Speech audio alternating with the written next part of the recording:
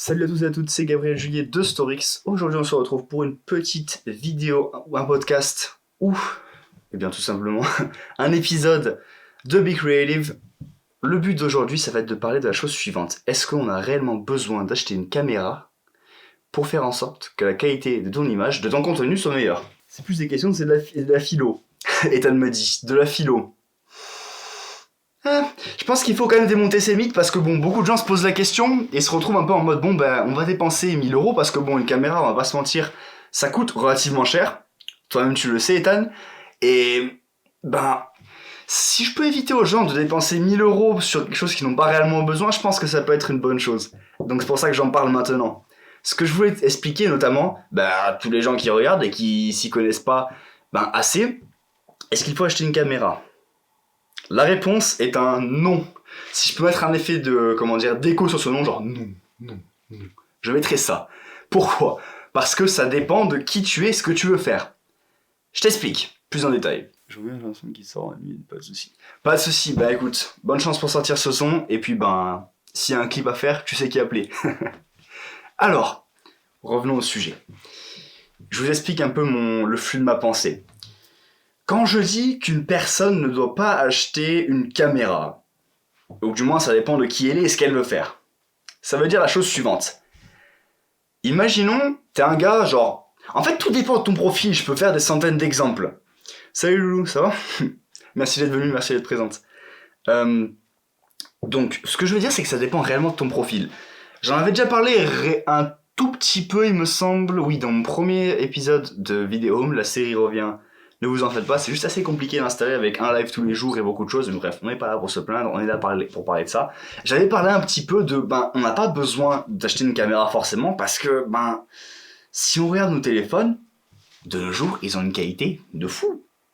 Pourquoi se casser la tête à acheter une caméra et dépenser, parce que la caméra c'est une chose, mais acheter les objectifs, acheter le matériel audio si on veut faire de la vidéo, acheter les applications qui peuvent nous permettre d'éditer correctement les choses, acheter les abonnements si jamais on veut éditer avec de la musique et faire en sorte d'avoir de la musique libre de droit. Beaucoup de dépenses s'ajoutent au fur et à mesure et croyez-moi c'est pas un hobby qui coûte pas trop cher, j'ai envie de vous dire. Donc c'est pour ça que je vais vous éviter de faire une potentielle grosse bêtise, parce que pour certaines personnes ça va être un très bon investissement, pour certaines autres personnes ça va être un très mauvais investissement. C'est pour ça que je veux vous dire que c'est pas la caméra qui va faire le shooter, c'est le shooter qui va faire que ce qui va sortir de la caméra ou de ce avec quoi il filme va être beau.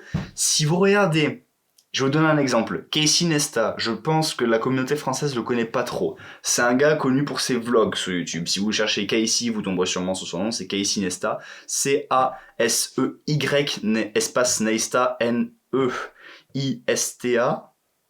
Je sais pas s'il y a un T ou pas. Et bref, je suis pas très bon en orthographe, vous m'excuserez. Ce gars-là, donner un conseil, c'était basiquement de filmer avec la meilleure caméra dont tu disposes. Ça veut pas dire tu sors une RED et tu te dis ah c'est bon j'ai la thune, je vais m'acheter une grosse caméra. Ses premiers films qu'il a commencé à faire, il a commencé à les faire sur des caméscopes mais tout pourris. C'est pas pour autant qu'il a réussi et je crois que ses films ont fait un énorme succès, ses premiers films. C'est pas ce avec quoi tu filmes qui va rendre la pièce de contenu, la chose que tu filmes bien, c'est ce que tu filmes et comment tu le filmes. C'est pas pareil. Parce que j'ai entendu certaines personnes dire je préférais investir dans un set de lumière, de projecteur, plutôt que dans une caméra. Et c'est vrai parce que maintenant je peux éteindre ces deux lumières et tu vas absolument rien voir. Tu vas dire putain mais c'est dégueulasse. Alors que là sur le téléphone ça rend plutôt bien parce que j'ai bien éclairé et sur la caméra aussi parce que j'ai bien éclairé. J'ai pas besoin de la caméra pour autant.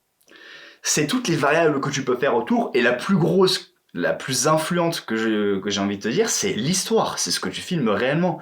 Est-ce que tu as travaillé ton histoire? Est-ce que ta vidéo a un sens, transmet une émotion? Est-ce qu'elle vraiment elle a de l'impact? Parce que ça sert à rien de filmer quelque chose qui n'a aucun sens et qui n'a aucune réelle valeur avec la meilleure caméra du monde. Tu peux investir 100 000 € dans un truc qui va pas marcher. Si tu essaies de faire 0 multiplié par ce que tu veux, ça va toujours faire 0. Autant commencer avec une bonne base, quelque chose qui est vraiment costaud, et après l'équipement qu'il y a autour, c'est un peu comme un petit coefficient multiplicateur. Pour ceux qui sont pas très bons en maths, je me vante pas comme être quelqu'un de bon en maths, mais pour avoir l'idée, c'est quelque chose que tu rajoutes, tu multiplies un petit peu, tu vois. Mais si tu multiplies un petit nombre, même avec un gros nombre, tu vas pas obtenir un gros résultat. Si ton nombre de base est plus gros, si au lieu de partir avec 1, tu pars avec 100, 1 étant une histoire qui tient pas trop debout et 100 étant une bonne histoire qui tient bien, si tu multiplies par le même coefficient, que ce soit par ton téléphone ou par une caméra, le téléphone est un plus petit coefficient que la caméra, là, ben, tu auras toujours de meilleurs résultats si jamais tu as une bonne histoire, donc 100 que si tu as 1. C'est logique. Et donc vraiment, ce que je vous invite à faire, c'est de comprendre à quoi peut te servir une caméra et à quoi peut te servir, enfin, on peut appliquer ça dans d'autres contextes. À quoi peut te servir la chose que tu veux acheter? Clairement, est-ce que tu vas avoir un retour sur investissement avec ça? Et est-ce que ça t'en a réellement besoin? Je vais vous donner un exemple, on va dire concret dans le monde de la vidéographie, de la photographie. Si jamais tu veux juste prendre de belles photos pour ton Instagram, tu veux juste faire de belles vidéos pour YouTube, mais que tu n'as pas trop l'argent ou tu hésites à acheter une caméra, et notamment parce que tu as un budget assez serré, n'achète pas une caméra. Ton téléphone fera très bien l'affaire pour le début. Par contre, si jamais tu arrives à un certain stade où tu as de l'argent entre guillemets à dépenser et que tu comptes réinvestir cet argent dans la vidéo pour la rendre de meilleure qualité, si tu as de l'argent, là c'est peut-être intéressant d'investir dans une caméra, d'investir dans des lumières. Encore j'investirai j'investirai d'abord dans les projecteurs, je dirais en premier. Ensuite j'investirai dans le son, la qualité sonore, et à la fin dans la caméra. Parce que sincèrement, je pense que c'est bien plus important d'avoir ces choses-là avant d'une caméra. Ça embellira la vidéo de bien mieux que simplement une caméra. C'est pas la caméra qui fait tout, c'est tout ce qu'il y a autour. Et aussi, si jamais par exemple tu veux faire vidéaste de ta carrière, tu veux faire une carrière de vidéaste ou de photographe, peut-être que se pointer avec un téléphone lors d'un shooting, tu peux tenter. Mais bof quoi. Bien évidemment, c'est mieux d'arriver avec une caméra. Après, à discuter encore sur de choses là, parce que les téléphones commencent à devenir très bons. Je sais pas si on verra de plus en plus de smartphone shooters professionnels plus tard, qui sait, mais je pense qu'en tout cas on va dans une direction assez intéressante où ben, si on regarde, un gars qui sait bien gérer son smartphone peut largement faire de meilleures photos que quelqu'un qui a un appareil photo. Mettons, je prends un exemple. Peut-être que tes parents ont un vieux caméscope qui traîne ou un vieil appareil photo, c'est pas parce qu'ils ont un appareil photo que forcément toi qui as déjà pris plein de photos avec ton téléphone, tu en prends de moins bonnes qu'eux parce que eux, ils ont juste un appareil. Ça va absolument rien dire, tu vois. C'est vraiment la pratique. C'est pour ça que ça revient avec le sujet d'hier, c'est parce que tu peux avoir autant de gear que tu veux, autant de choses pour embellir ta vidéo, si tu ne sais pas comment régler les paramètres de ton appareil photo, t'es baisé. C'est fini pour toi. Clairement, il faut que tu apprennes à comprendre et être toi-même la chose. Faut que ce soit, en fait, l'appareil photo ou la caméra, comme ça dépend comment tu vas l'appeler, ce quoi tu utilises, va juste embellir ce qui sort de toi. Si ce que tu crées de base n'est pas assez bon, c'est sur toi que tu dois travailler. Et après, les choses qui sont autour vont t'aider à rendre la chose meilleure. Mais si ta chose de base n'est pas bonne, le tout s'écroule. C'est comme une maison. Si tu fais une fondation pourrie au début, tu peux mettre autant de briques que tu veux dessus, ça s'écroulera toujours. Tout le temps. Donc il faut vraiment travailler sur ta fondation. C'est le plus important. Aller étape par étape. Ne pas essayer de sauter l'étape. Il n'y a pas de secret de get rich quick. Enfin bref, vous avez compris. De tips pour aller plus rapidement.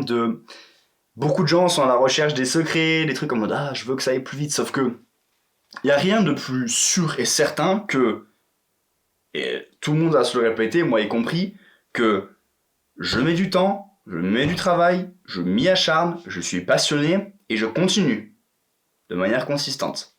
Au fur et à mesure, ça marche. Il n'y a pas de secret. Et la vidéo, comme tout autre art ou comme toute autre chose dans la vie, en fait partie.